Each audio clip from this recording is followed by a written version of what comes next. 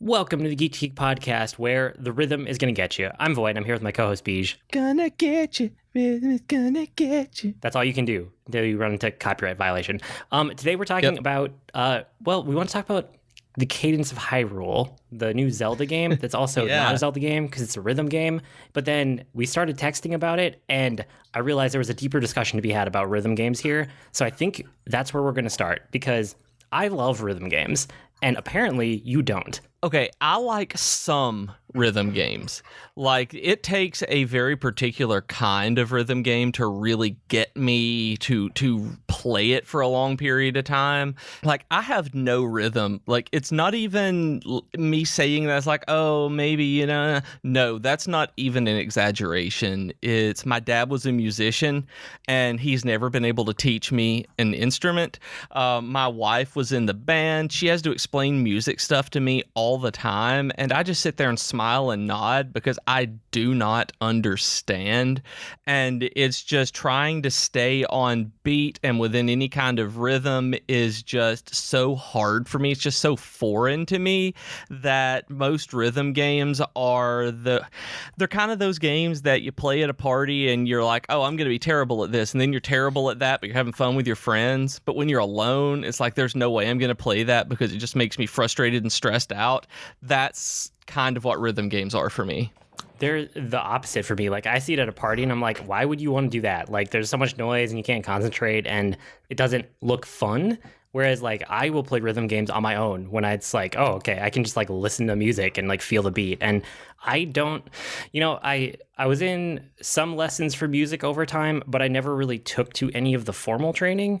And I'm not like a musician, but I definitely have rhythm for something, not for everything. I can't dance worth anything, so let's not even go there. But in terms of like feeling a beat and like understanding the rhythm or the beat under something, I can do that, and I don't do it in a way where like I count or I use, how people can like learn with a metronome, or you learn like 4/4 time or other time measurements, or other music terms that I don't have off the top of my head.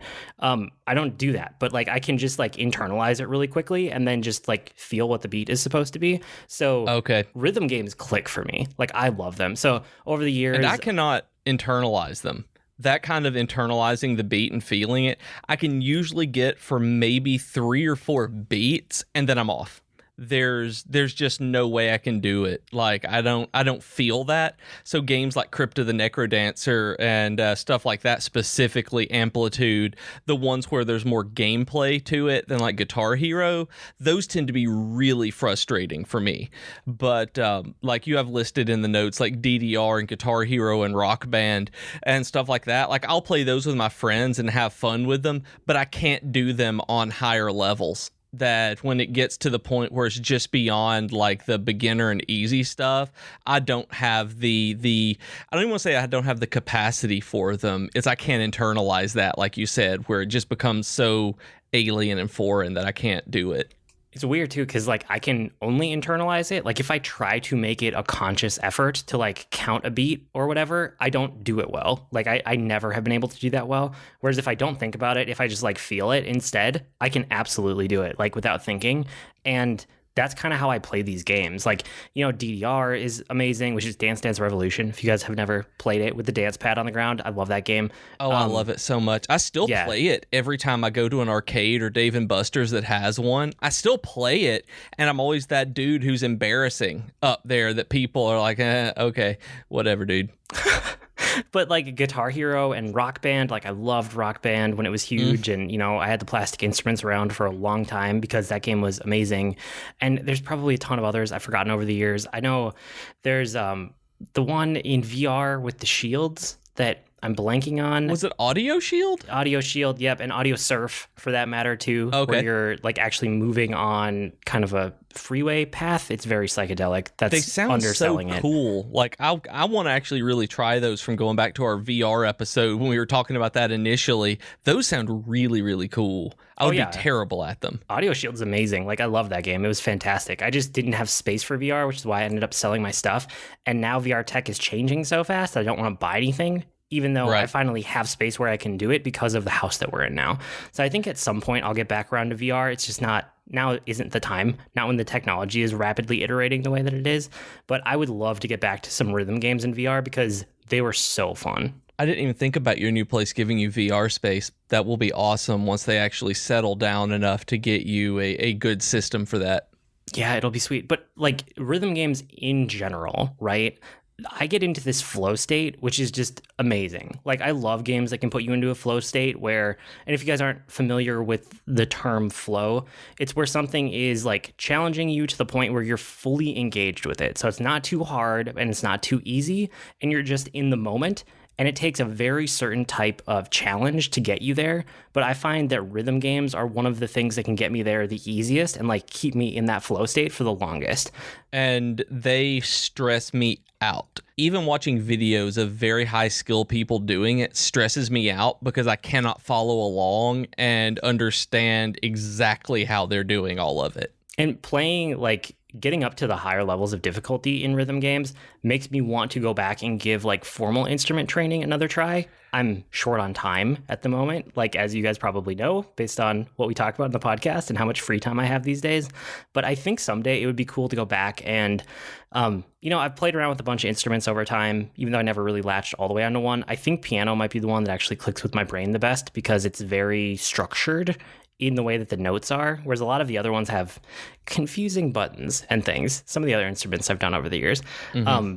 But yeah, like I get to that high-end rhythm game level and I'm like, oh yeah, I really like complicated music and I like music that takes effort and takes skill. Like I should probably think about this and doing this like for real someday. Whereas it sounds like that just stresses you out. If you ever do that, I bet you would just love it. Probably. I bet I would really like it. But yeah, I mean, for me, it's just like, it's a really cool way to get into a flow state and just like enjoy the music, especially if it's a good beat and it's music that I like, which kind of takes us to Crypt of the Necrodancer, Cadence of Hyrule, which Right. I keep messing up the name of it.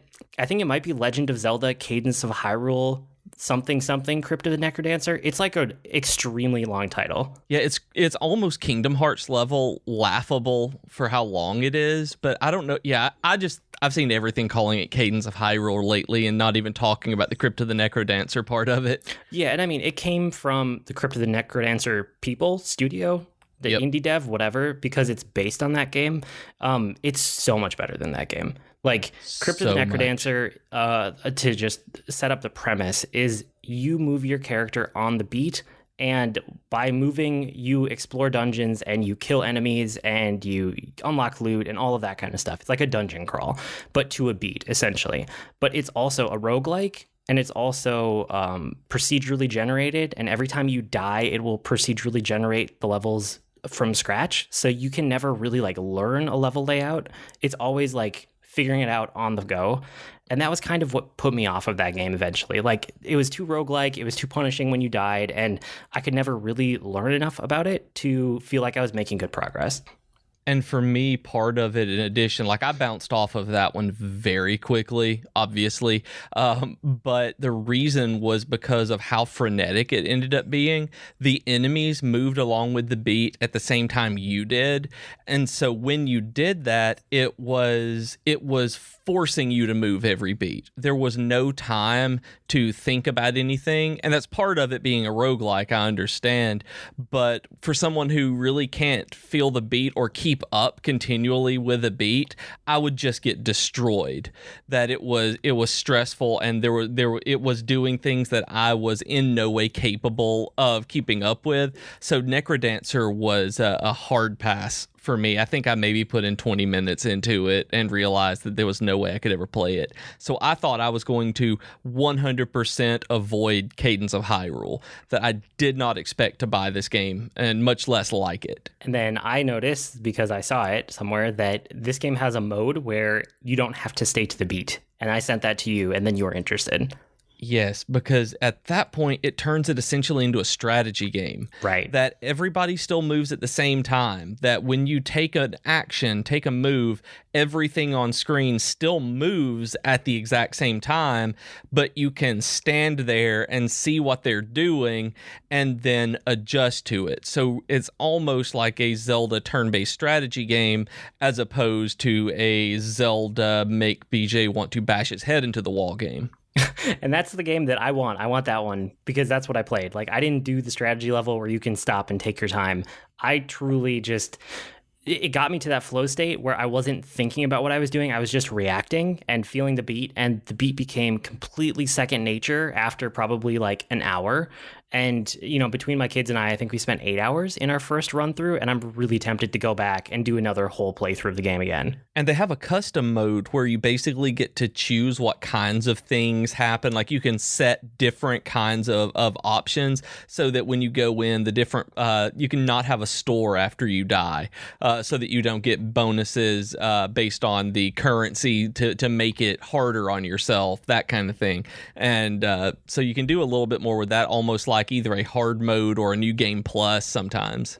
Yeah, and I mean, I guess a couple of the basic things about the game, you can play as Link or Zelda, which is really cool. So I picked Really Zelda cool. right away, like, obviously. And it's 2-player also. You can play the whole game as co-op, which was really fun. So my kids and I did a bunch of that. And it's a lot better at mixing intense sections with non-intense sections compared to the, like, Crypt of the Necrodancer alone. Because you can beat a screen of enemies, like a Zelda screen of enemies, you know, if you're thinking about, like A Link to the Past or even like old school, like original Zelda games, that kind of screen where you clear it of enemies, and then you don't have to move to the beat anymore. You can move however you want and take your time exploring, and you still get the music, but it's kind of like no pressure. So it's really cool to like do well and beat a screen and then just like take a breather for a minute. Like, you don't have to always keep going nonstop if you don't want to. And once you finish those screens, that's when you get to explore and do the treasury puzzle type stuff, because there will be cliffs that have rocks that need to be moved, and you've got to move everything around on the screen to be able to basically climb these different cliffs to be able to get to the treasure. And you can't do that really when enemies are everywhere, but you can once the rhythm gets off and you can just explore a little bit. Well, and that's funny because like that's how I started too. But once the beat got to the part where it was like second nature and it was just ingrained in me, I would just not even bother with the enemies sometimes. I would just do like the puzzles and like do my exploration and my puzzle solving and stuff to the beat because I could do it without even really thinking about it. And that was super fun too. Because you're like, a robot. You get to do like Zelda music and Zelda areas, and it's more of a Zelda game than it is the Crypt of the Necrodancer game, you know, or like more Zelda than it is rhythm in a lot of ways, especially because you can turn off the rhythm, like you said. But this is probably one of my favorite Zelda games of all time, just Zelda games as a whole. It's not going to be number one. Like, I still think Breath of the Wild is right up there with number one. And there's probably, you know, a couple of the classic Zeldas, or the ones that I like the best, would probably be like 2 or 3. But this might compete for spot number 3 or spot number 4. Like, it's a fantastic Zelda game. Yeah, when you texted me that you had finished it, and you actually messaged me and said that this might be your second favorite Zelda of all time. It might be. I have to really think about it. The problem is I'm too fresh on it, so I like it too much right now. I have to give it time to mellow, and then we'll see. Oh, and I completely understand that. That's why I ended up buying it, though, because as much as you like the series, and then you've done the run through of all the games over the last year or so, maybe it was last year when you did that, where when that happened and you said that, I was like, oh, maybe I should look into this if I can turn off the rhythm and play it like a Zelda game, because I was so interested in it when they first showed the trailer for it. I got so excited, and then they showed that it was a Crypt of the Necrodancer game, and my hopes were dashed. You restored my hope in Hyrule Manity. I'm so sorry. I'm sorry, dude. That was bad. I'm gonna leave that in the podcast though. But it's Zelda, and it's Zelda music, and it's Zelda exploration, and Zelda puzzles, and Zelda areas. You know, like the overworld map. it screams Zelda in all the best ways, and it's so good. And there are some procedurally generated elements, but it's only when you go into the dungeons and you have to just like beat a floor or two of a dungeon at a time. That pulls from Crypt of the Necrodancer, and you do a couple like procedurally generated things where you can't memorize. The rest of it is when you start a new save file, it will randomize the whole map one time, but then it locks it in. Yeah, it locks it in for your entire save file. So if you go start another save file, you'll get another world, but you can also learn that world over time. So it's not like... I didn't know that. I thought the overworld was fixed and it was only the dungeons and caves that you go into. So the entire overworld gets seeded, and once you, in a new game rather, you get a seeded new overworld. So all of the areas might be, instead of the southwest, it would be in the northeast. Yeah, so I've read impressions from other people, and you can tell that people get different layouts and have very different experiences because of it. And that's one of the reasons that I'm thinking about going back and playing it again from scratch, because I want to see what other kind of maps get generated and like how my gameplay goes the next time, basically. Yeah, and that's something that I think this game is going to be short. Like you said, you did it in 8 hours going through that, and I've just been playing around. I've gotten, in the time since I've had it, I've beaten the first boss and gotten a little bit further than that. Or at least beat the first boss that looked like a boss, I guess, that was treated like a Zelda boss, and had a boss key. And I love it, and I want to go back afterward, once I beat it, and see what other kinds of worlds there are now. And, like, I don't think it will take most people 8 hours. It was that because I was playing with my kids, and we were all playing on the same save file, so they played a bunch without me. Oh, okay. I think that if I had just played through, it'd probably be, like, 6-ish hours, and I bet if you do a replay and you know what you're doing and you don't try to like 100% it or anything, you could probably hit the 4 to 6 hour range fairly consistently every time you play through. That's really cool. Like that is almost the perfect Zelda game, because well, yeah, and it generates, like, it'll give you a different experience every time, and we've never had a Zelda game like that, and that's one of the reasons that I was so impressed by this game. I was like, oh, there's a ton of replayability here in a way that I've never seen in a Zelda game before. And that's something that we've needed, because that's why we go to Zelda clones, because we love the type of gameplay, but you don't have you have a limited number of them. That's why I'm excited for Link's Awakening on the Switch, because they have that dungeon building aspect of it where you collect the rooms and chambers and be able to put them together, that it gives different kinds of dungeon crawling and Zelda playing.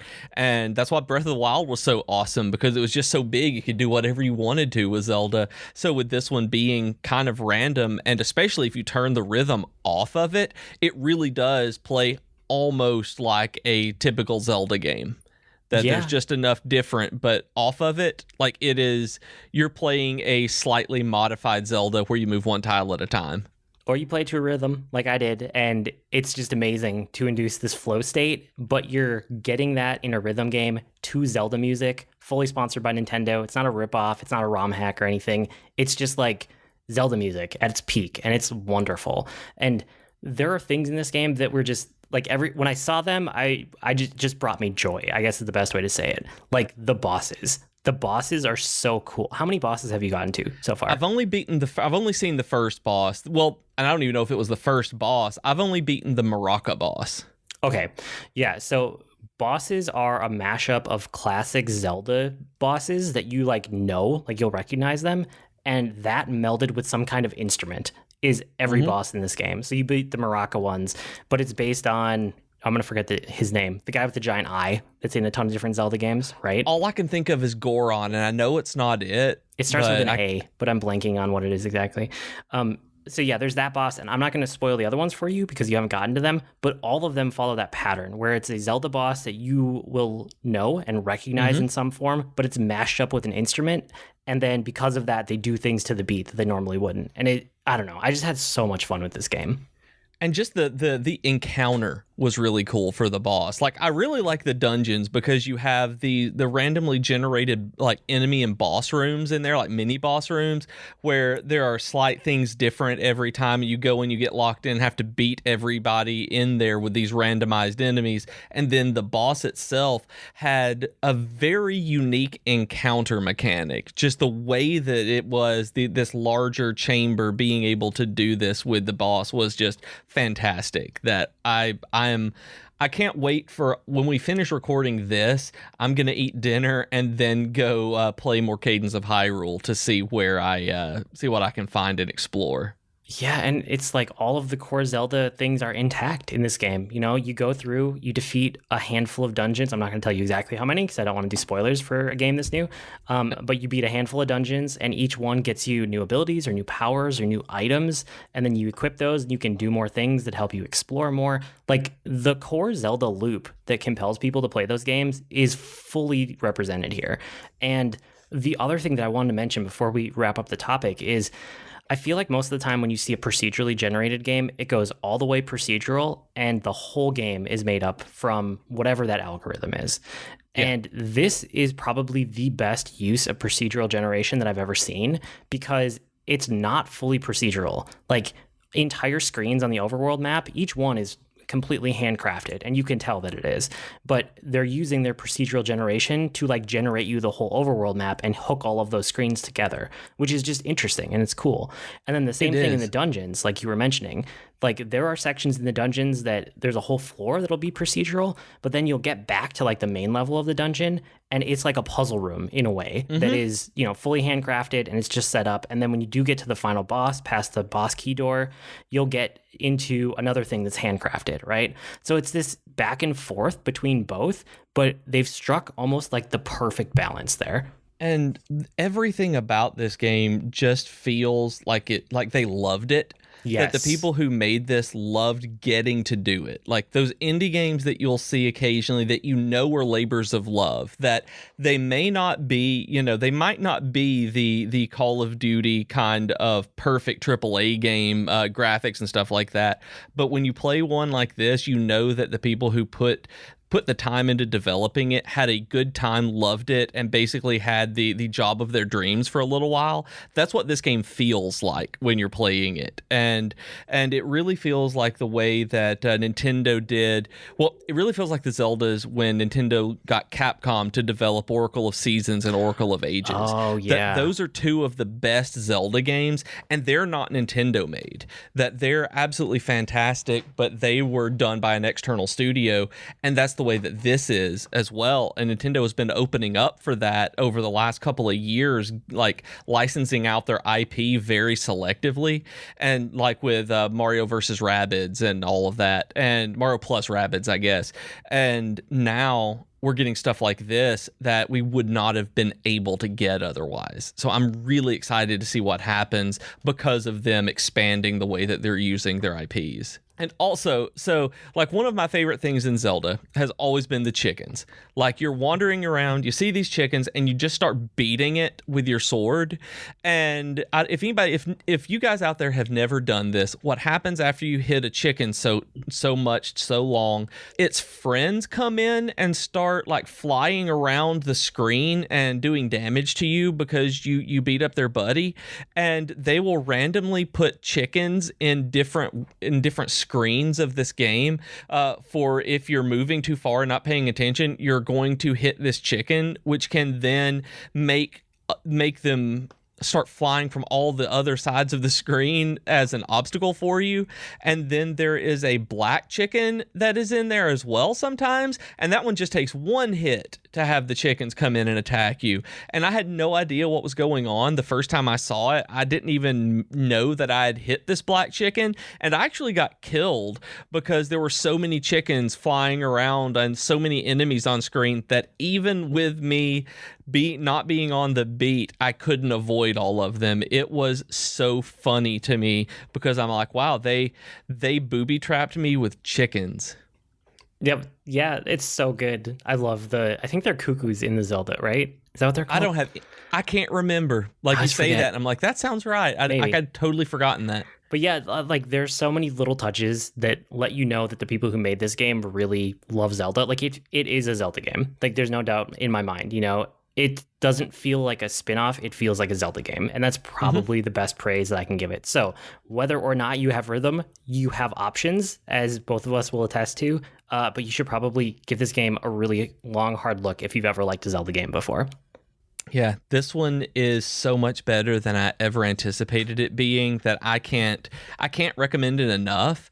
And right now, if you're listening to this when it goes live, the Cadence of Hyrule is $24.99 on Switch, but there is a sale going on for Crypt of the Necrodancer, the first one that inspired this one, where it is $3.99. So if you have any interest in this but don't want to make a huge investment on it, then check out Crypt of the Necrodancer, and you can see if you like this kind of game. And even if you remotely like it, there is a character in Crypt of the Necrodancer called the Bard that you can do where you don't have to follow the beat either.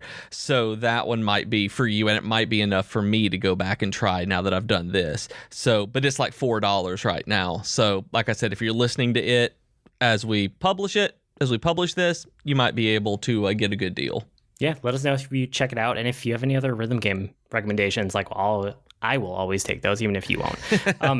Okay, with that said, let's do our not exactly geeky offer of the week, but geeky support platform of the week. Yeah, so I've run across this new platform called Glow, and at the very top of the show notes, you're going to see a link to glow.fm. So if you click that, that will take you to an immediate support this podcast page that we're going to use from this point on just as a way for you to support us. You can enter any amount that you want, and it lets you pay through Apple Pay or anything like that directly on your phone. It is, I think, 3 clicks to show your support, and it will just be directly within your podcast app. So if you don't want to have to go sign up for a Patreon account and deal with all of that, you can get the same stuff from us on glow.fm/geek2geekcast, but that is too much to remember, so look at the notes in your hand right now, click the link, and see for yourself how easy it is. I really like this so far, so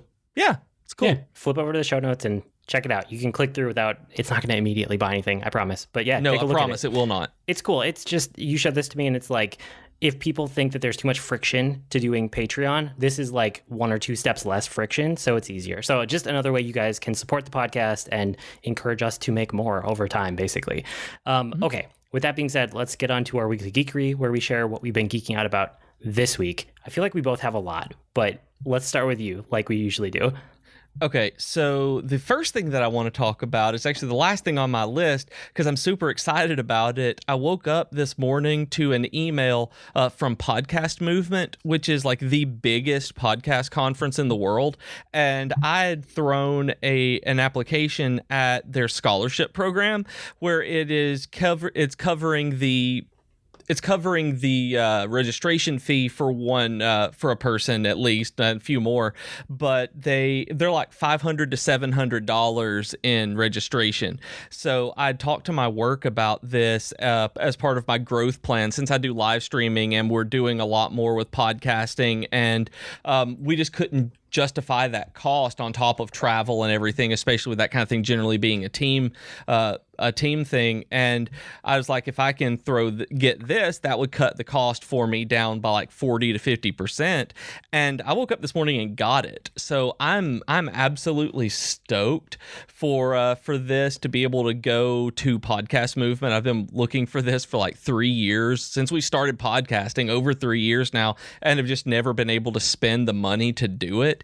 And I am crazy excited to go there, learn so much, make connections, and really help grow the community here. Try to bring in more people to talk to and get on Slack and Discord and that kind of thing, and enhance work too, like learn how to do better live streaming, on how to actually interact with the audience there more. Like I am just crazy excited for getting more best practices that we can incorporate that we may not even know about yet. So it's so cool to wake up and realize that when I put the emphasis on you guys, I was talking about building the community around all of y'all, and just how many friends that I've made and just that kind of thing where we want it to be this friendly, nice space. That's what I'd center my application on, and it worked. And so I'm very, very excited. So I can't wait to it's in August. I can't wait to come back and talk to you guys about all the stuff that was going on. So it's in Orlando, August 13th to 16th. So it's going to be super cool. Yeah, that'll be sweet. I know you and I have been talking about doing an episode on like the state of podcasting, and we weren't sure like when the right time would be. And now it's like, oh, obviously, right when you get back from that, we're going to do that episode and talk about podcasting just for a whole episode, basically. Yeah, because it's changing so much right now. And so that's why this year I think is going to be really interesting because of Gimlet and Anchor being bought by Spotify. There's so many new ways of monetization coming out. There are different like indie collectives out there and just there's a lot of stuff going on. And I want to be in the middle of it. Like, this is the kind of thing that I really get excited about. I'm excited about the podcast industry, so I cannot wait to go to a conference about it. Sweet. And learn how to do all this stuff with live streaming and podcasting and everything. Also, so one of the other things, just very briefly, I got Thief as my first job in the 4-job fiesta. I didn't know that it actually started yesterday as of this recording, so I haven't gotten to use it yet, but I got Thief, so we'll see how that goes when I get to the Wind Crystal and start using that through it. Yeah, I got Knight, which is what I got last year, I think. So I've had it before, but it's a decent first draw. If it was a really bad one, or if it was one where I felt like I had enough experience with it, I probably would have bought my way out. But it's a decent one to start with, so I think I'm going to roll with it. I'm not super far in yet, so I don't have a whole lot to say, but I will say that I know Capsule J, which is one of our streamers on the network. He's also doing the 4-job fiesta, so that's a great place to look if you want to see some gameplay of it. And I mean, speaking of that, like the rest of the network this week, Capsule J, he's streaming Tuesdays from 8 to 11 p.m. Eastern and sometimes Thursdays and weekends, but he'll definitely have stuff around the 4-job fiesta. Troidal, he's streaming on Thursdays and then sometimes randomly after dinner. And I know Geekitude this week, I don't think they had a show, they had a hiatus week, but then Tea Time with Katie and Chelsea, they did a whole show on Always Be My Maybe, which I know you talked about a week or two ago. Yeah. Oh man, it's so good. Yeah. And then the Geekery this week, what were people writing about this week? Austin's Dragon Quest was about the new Dragon Quest Monsters Plus manga and how much he loved it. And then the 13th story was about why we put so much time into RPG grinds, because he put his time in and was so excited to get a shiny Rayquaza in Pokemon. So it's just that kind of stuff for us. Yeah, and you guys can subscribe and kind of get that digest if you go to geek2geekmedia.com/subscribe. Sorry, just that's a good point too. Everyone else on the network is doing stuff, but also related to the 4-job fiesta. So I think in another week or two, you or I will probably have some updates on like our actual playthroughs too. Yeah, at that point, because all I've got is the job. You've got the a little bit further, and I actually don't know what Capsule J has for his, but I'm going to check out some of his streams, and he has, I think it ends tonight or tomorrow, I don't remember, so it may not matter, the Name His Butts charity auction, where someone gets to name his character better than Square Enix did. So, but also I've been playing Warriors of Waterdeep on my phone, and you said you had too, right? I have, yeah. I went through, I know I've talked about this before, but I go through periods of like, I'll download a ton of mobile games and then I'll rapid fire try a lot of them and see if any of them stick. So I did that about a week ago and I deleted, like 90-95% of them like I normally did. But one of the two that stayed on my phone was this one. And I'm not sold on it as like a long-term game that I want to get invested in, but I'm picking away at it every couple days. It's kind of interesting. Yeah, it's a Dungeons and Dragons based, turn-based RPG where you're going through the maps. You have different character classes that you can unlock. You get to choose which one you want at certain milestones, so everybody's party is going to be a little different. And wizards, fighters, bards, barbarians, all of this, and they it's just going through on a grid, kind of turn-based strategy stuff, but it's fun. It's really slick looking. The voices are neat. The graphics are entertaining, I guess, and so I've just really enjoyed it. I haven't logged in every day and I haven't felt the need to, but I've had fun every time I have. Yeah, so that's kind of how I feel too. It's a good like turn-based strategy, but also you can tell the gotcha mechanics are in there, so I don't know if it's going to turn into a grind because I haven't played long enough yet. But like there's enough there for a couple days of fun, and we'll see if like I stick with it long term or if you do either. Yeah, I think there's definitely the gacha mechanic where you upgrade your armor and level up the characters, and I can see it where I'm at right now, getting to the point where I want to say I'm on the 4th dungeon or something. I'm maybe level 6-ish right now, and on most of my characters, and I'm getting to the point where I'm fighting level 9 and 10 enemies and just getting owned, and so it's just a bunch of grinding or gacha, and that's why I actually haven't logged in the last couple of days. But when I do, I'm still having fun, so I haven't hit that point where I'm just frustrated yet. I also started actually playing Dungeons and Dragons last week. I'm not sure if I mentioned that on the podcast or not. You did whenever not. we were. This was one that surprised me, but once you said it, I was like, oh yeah, that makes sense. Yeah, and so I actually did, because we were 13th Story is a real life friend of mine actually, named Bobby, and he runs a group. He is actually DMing this very second while we're recording, which is why I couldn't make his games at a local game shop. But we actually have a very big Dungeons and Dragons community in my area that I didn't know about, where there are games going on maybe 4 or 5 nights a week with different people at different places, and they're all connected through a Shoals area Discord for Dungeons and Dragons, with channels for all the different game shops and all of this. So I met some people doing that. I signed up for a game and ordered the Player's Handbook for 5th edition, and went in last Thursday night and played my first Adventurers League game, which is the official Wizards of the Coast sanctioned Dungeons and Dragons runs that you go through and can play at any card shop or game shop, I guess, that you go into when you like any town that you want to. So you just bring this log sheet and you're using the same character anywhere you go, and it kind of carries along. They have rewards that you get, different things like that, and it's really, really cool. But it's 2 hours. That the session that we were playing was 2 hours, and that's what the game shop was set up for. That's what the Adventurers League was set up for, and it felt very rushed. That a 2-hour Dungeons and Dragons module is actually very short, so there was a lot of stuff that had to be skipped. So this Thursday we'll see what's going on, but they're talking about doing a Wednesday night 4-hour session, which actually seems a bit less rushed, and I may jump in with that. But I had a great time. Like, it was with strangers, but having been able to talk a little bit on Discord beforehand made all the difference. I wasn't just the rando who had shown up and sat down at the table and didn't know anything about anybody. I'd made sure during the week to talk and ask questions and try to get to know people a little bit, at least, while we were beforehand, instead of just going in. And it really did make it a much easier transition into going into a group of people I didn't know at all.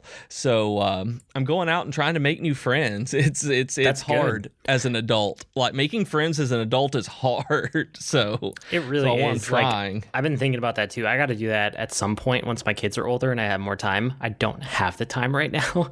Yeah. But you're right. That, like, making new friend groups and stuff can be super difficult as an adult. But it's awesome that you're getting out there, and I could totally see how, like, talking to people on Discord or like checking it out in the community in some way beforehand could make a big difference. Yeah, and I've tried this one more time before. It was about 3.5 years ago when I wanted to do this, and I went to a session at this game shop when they were at a different location and just kind of came in and played, and it was really awkward. Like, they were in the middle of a group, middle of a campaign. They didn't really have a spot for me. I'd used somebody else's character who wasn't there, and I just felt like I was butting in, and it just felt awkward, and I didn't go back. And so it made me sad, but that was the kind of impression that I got, that I was barging in on someone else's time, even though it was a public group and everything. And so this time I felt like, oh no, I'm here, I'm part of this. And a lot of it was the Discord setup before. So if you guys have been thinking about anything, look on Facebook is where I found it. Look at Game Shop's websites, things like that. Warhorn is the site that they use to actually set up, like, who's going to be there and what they're playing. And there's probably a link to a Discord or something in your city, or at least maybe even your area, wherever you are. Like, ours is a 4-town area that's a city where I'm sure there are dozens in the Twin Cities and everything up there, but there's probably some sort of online community where they communicate outside of that to set everything up, and it's probably on Discord at this point, given how prevalent it is. So, dude, that's super cool. If I'd known about it earlier, there's a good chance I would have already been a part of it. But now, knowing that it's there made this transition so much easier than just going and be like, "Hey guys, how you doing? I want to play Dungeons and Dragons." It's much better than that. Okay. I'm like, "Hey guys, I'm BJ. I want to play Dungeons and Dragons." That's your Dungeons and Dragons voice. I love it.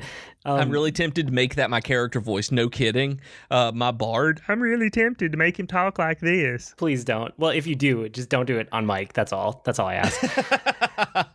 This week, I did a bunch of stuff, so I don't know if I'm going to get through all of this, but some of it was, we'll start with some quick stuff. So my wife and I watched through the Chernobyl miniseries on HBO. It was really, really good, but it was also really, really intense. And we kept watching it as like the last thing at night before bed. And that was like the worst idea. I don't know.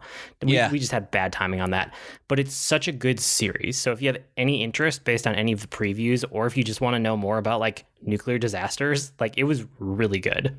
Okay, so I have a question about this. Two questions actually. Is there one on Netflix as well, or is it just on HBO?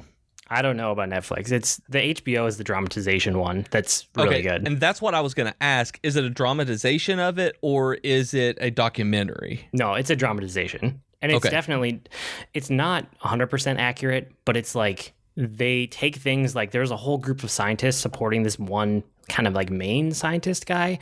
And all of those people, it's like 30 or 40 or however many different scientists were helping figure out the problems. Those are all represented by one person, like one character that they created. So they take liberties like that, but all of the main points are there, and it makes for a really compelling story.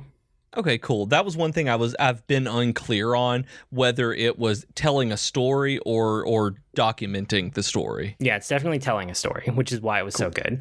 So that was one. Another one that should be quick is I watched Bon Appetit, which is like a YouTube channel, but there's a certain subsection of the videos called Gourmet Makes. And normally I don't share like all the YouTube videos that I watch, like when we're talking on here, because it's whatever. People watch YouTube videos all the time. But this is one that I specifically think that you would like. So I wanted to bring it up and tell you about it on air. It is one where, you know, America's Test Kitchen, right? Yes, okay, I love it.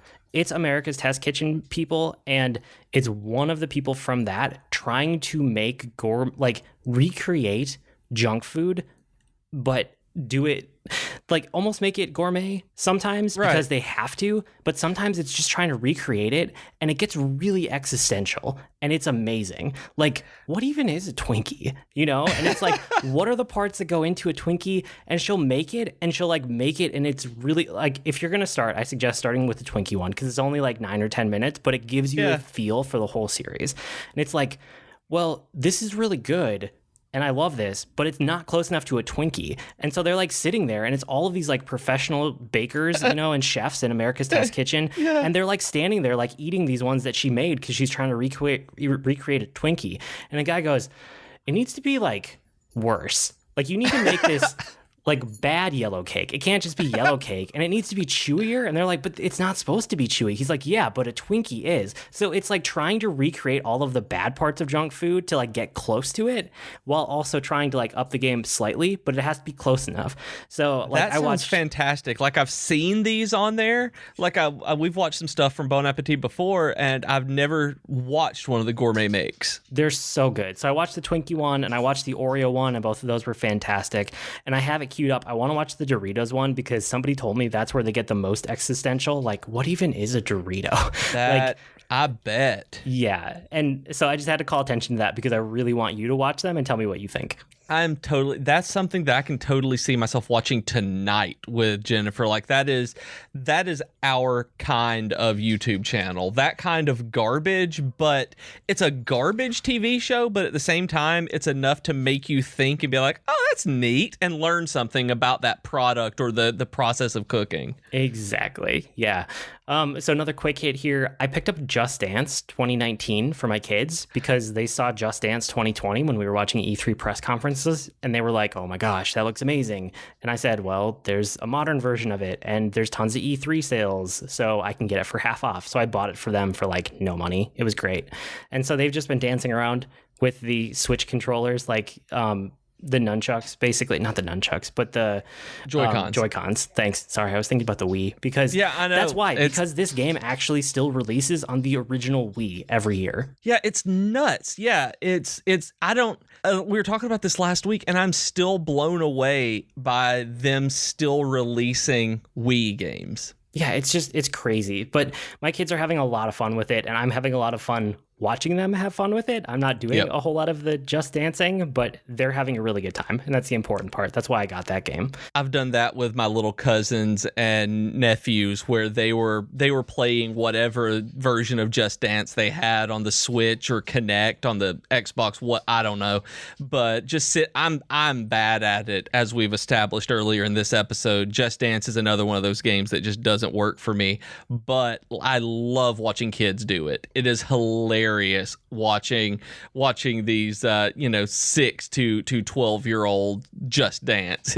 It's so wonderful. Yeah, it was good. And then I played The Outer Wilds for a while this last week, and it's one of the rare games that kind of gave me a little bit of vertigo, like a little bit of nausea, so I had to stop. But it was so good that I have to mention it, because if 0G in video games doesn't mess with you the way that it apparently messes with me, because this is like the third or fourth game that's done this now, I think I just can't do 0G in video games, which is sad because I really like space travel.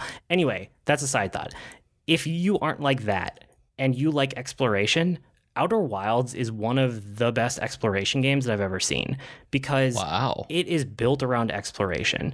It's a handcrafted solar system with a ton of things to find and secrets to uncover, and like ancient civilizations that you're trying to figure out what happened and what they did and how everything ties together.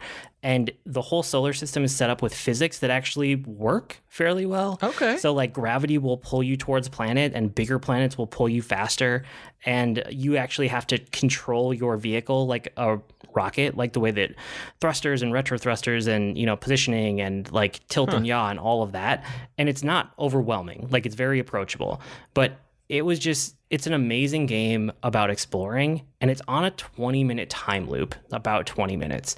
So there's something happening over time in like everywhere that you look. So if you get to a certain planet or a certain place in the solar system at a certain time, there's like a scripted event happening, but because they've limited it to this like 21-minute time loop, they can do lots of cool events all over the solar system, and they know that you'll get around to it eventually. You don't have to make it like infinite length. They just had to make a really cool 20 minutes everywhere in the solar system, all simultaneously. So it was a really cool game. How is it on a 20-minute time loop? Like, what? I've seen videos of it, and it reminded me of No Man's Sky, so I kind of just been like, eh. But how is it on the what you're describing sounds so much better than what No Man's Sky was for us. Oh yeah, like I don't understand the 20-minute time loop though. So what's the mechanic here? How do they do this? The sun goes supernova, and then you wake up at the beginning, and you have to figure out what's going on. Okay. It's the core mystery of what's happening, and that's what like drives you forward. Like, you're trying to figure out what's going on in the solar system. Okay, that was what I was really confused about. Like, all of the videos and stuff have been beautiful of just bouncing around in the rovers and doing everything. But like I said, never even gave it a second thought because of how it was so similar to No Man's Sky and just the overarching kind of genre, but it sounds way cooler than that. Is it a combat game at all? Is there combat, or is it just like exploring, figuring stuff out? No, it's just exploration. It's okay, cool. Pure exploration. It's really cool. And you can die in all sorts of dumb ways too, which is also fun. Like, yeah, it's not overly punitive. Like, you won't just die randomly all the time. It's not that kind of game. But there is enough of that where you're like, oh, I died because I wasn't paying attention to how fast I was going, and physics actually matter. And then I crashed into something super hard. Like, things like that, Is it Switch or PS4? Because I don't think it's out on PC yet, according to Steam. I played it on PC. That's what I was playing it on. Did you? Yeah. Huh. It says this game is not yet available on Steam. That's it's Outer odd. Wilds. It's not Outer Worlds. So no, make sure Wilds, yeah. Oh, it might be on Epic Store or something. I don't know. Oh, it may be. That's probably what it is. Yeah. So Outer Wilds was really good. the other thing that I want to mention that I did this week was actually kind of like you. You went to an in-person D&D event. I went to an in-person Magic event, which I didn't know if I was ever going to do. Yeah. So my brother really wanted to check one out. And so we went together, and like, you know how my schedule is. Like, I have to plan way ahead of time. So we picked a date like 3 weeks in advance, and I was like, I can go on Saturday to one of these sealed events, because we were looking at like what their weekly schedule is. So we went on a Saturday afternoon, and we went to a sealed event, and we got there, and I was the reason that I was comfortable going was I feel like I know the War of the Spark cards well enough now that I could actually do a sealed event and not feel like super stressed or time pressured, because I understand the cards. Like, I can put together a deck fairly quickly, you know, because I've done that a bunch now, because I've been playing Standard in Magic the Gathering Arena, and I've been doing sealed events in Magic the Gathering Arena. Like, I get it. So we get there, and we walk in, and we're like, yeah, we want to do the sealed event.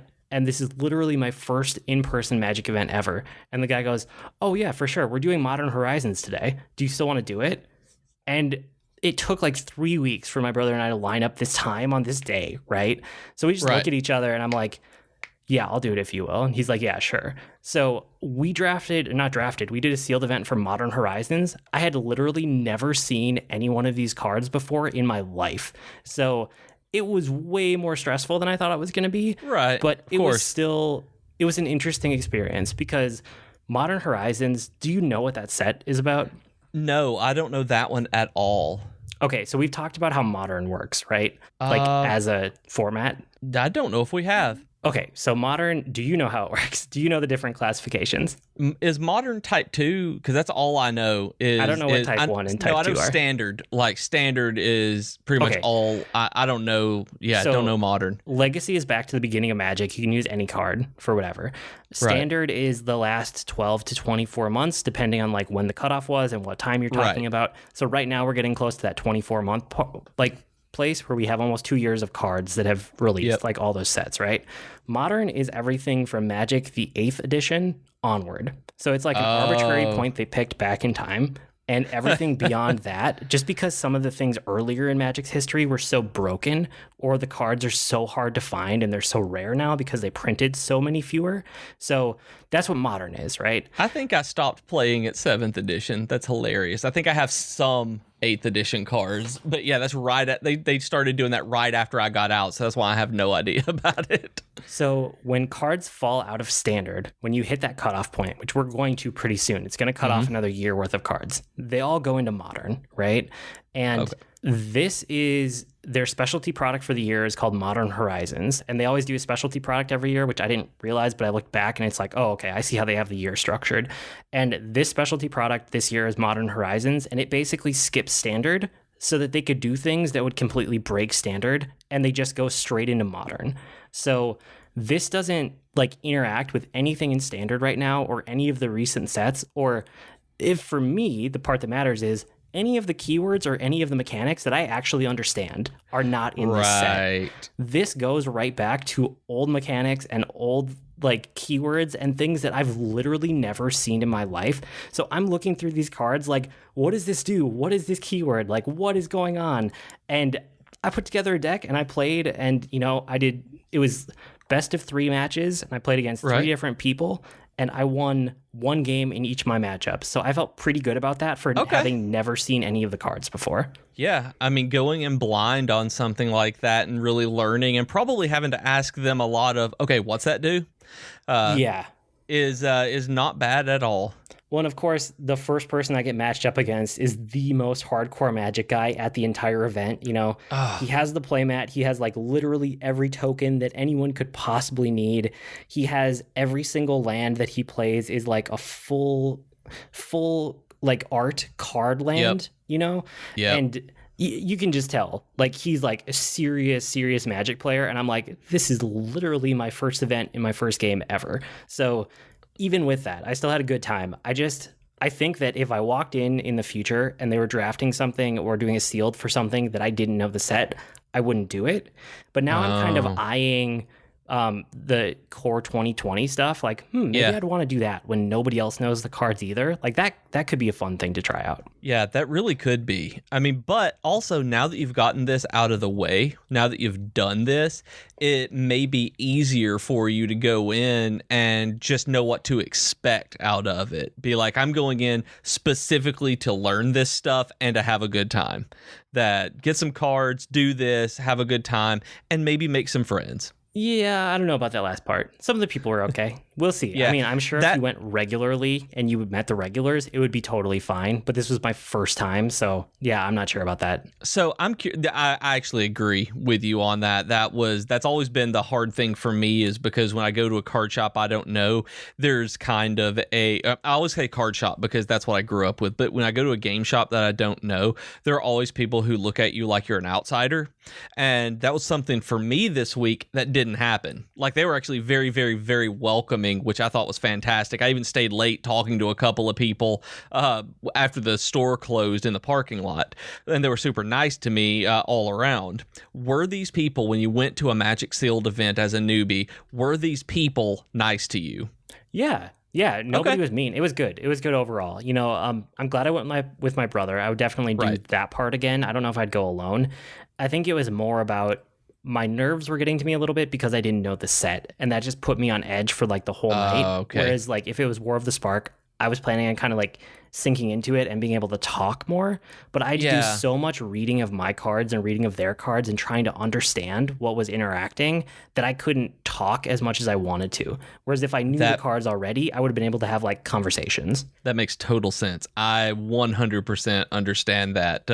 I was feeling the same way, where I did a lot of studying up and listening to the Adventure Zone before going to play D&D for 5th edition, and so I know the basic of what I could say and do without being like, okay, what can I do at this point?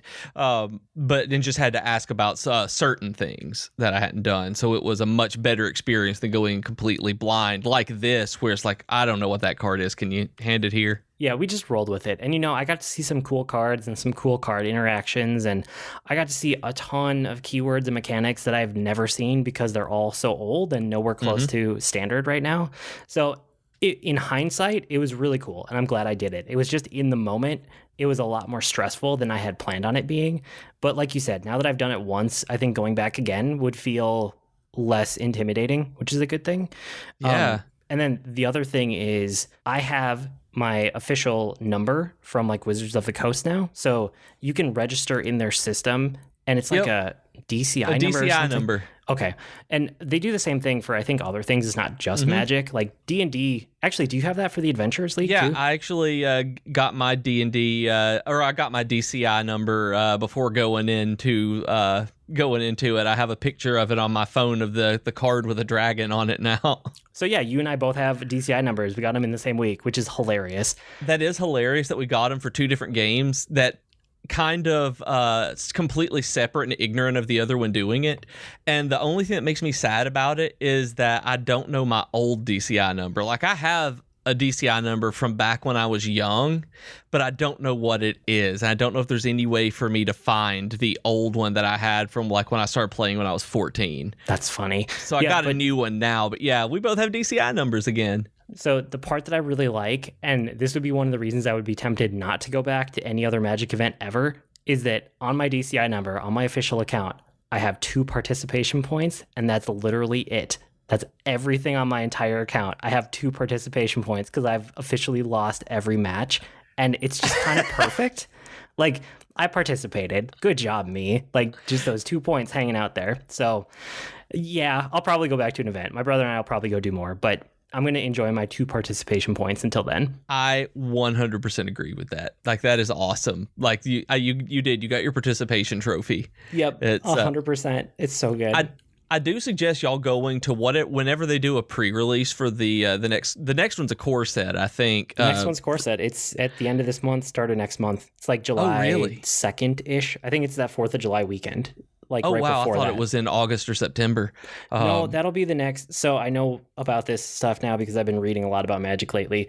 But the core set releases like right around this time of year, and then Okay. the fall set is the last like real set for the year. So that's not going to be too far off. You should definitely do pre-releases for those. Now that you've done this and kind of gotten broken the barrier, I guess, I highly suggest pre-releases because everybody is learning the cards. Nobody knows what's going on, and sometimes they'll know it because, of course, that's like reprinting stuff, but they don't. Not everybody has seen all of these interact like that, where you might have more of a level playing field. Yeah, for sure. I wouldn't do Modern Horizons again, but I could definitely see myself doing something. So Yeah. we'll see in the future. I'm sure I'll talk about it on here if I do. But that's probably it for this week. You guys can write to us with comments, suggestions, or feedback. Our email address is geek2geekcast@gmail.com, or reach us on Twitter @geek2geekcast. We also have longer discussions on our subreddit at reddit.com/r/geek2geekcast. We also have great discussions on Slack and Discord. You can go to geek2geekmedia.com for invite links, and you can hang out with us and check out all the other content on the network while you're there. I blog at angrymushroom.com, and you can find me at grnmushroom. That's green mushroom without the E's on Twitter. And I'm on Twitter as @Professor Beej. That's Beej with 2 E's, and you can listen to me even more on the Dragon Quest FM podcast. We've been Void and Beej with your Geek to Geek podcast. That'll do it for this week. See you next week, geeks. Bye, geekies!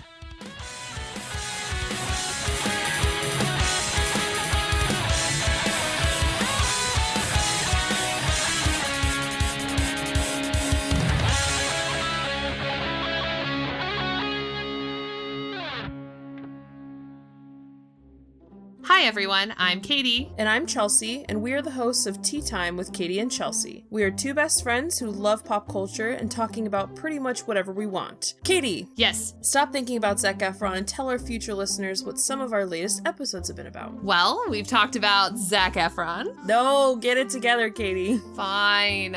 We've talked about fan fiction, classical literature adaptations, favorite TV couples, and so much more. So grab your cup of tea or whatever your drink of choice is and download our podcast today. Hi, my name is Joe Hogan, and I'm a geek. And if you're currently listening to this, there's a good chance you're a geek too. So check out my podcast, Geektitude. Each week, I talk with somebody about their geek aptitude. Sometimes I talk to people in a geeky profession. Sometimes it's someone doing something really cool with their geekiness. Often it's another geeky podcaster.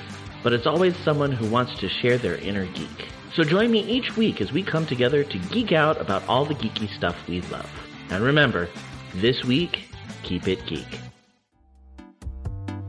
Hello friends, this is Troidal Power inviting you to join me over on Twitch most weeknights, sometime after dinner. Video games have always been a social hobby for me, with friends and family crammed together on a couch, chatting away while someone holds the controller. And thanks to the power of the internet, I've got my own virtual couch over on Twitch, where you can kick back and goof off while I play games. Find me on Twitch by searching Troidal Power, that's TROYTLE Power, to snag a spot on the couch.